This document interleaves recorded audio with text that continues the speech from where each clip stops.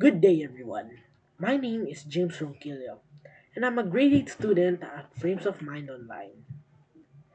Today, my topic is how we can teach kids peace in such a cruel world. Nowadays, there's so much anger and hate, and the worst part is, most kids are exposed to it. So it is no doubt that a lot of kids nowadays have a lot of anger and hatred.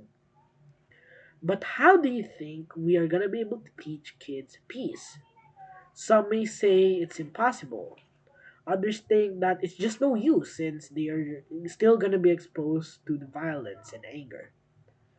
However, there's actually a way to show peace or to teach kids about peace.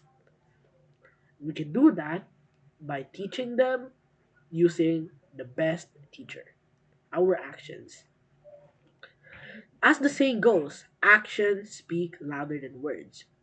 So showing others that we are peaceful will make kids motivated to show peace to their peers too. If we ourselves are peaceful, we are also gonna motivate and encourage others to become peaceful as well. And if we continue being peaceful to one another, the whole world or the our society will be much happier and healthier.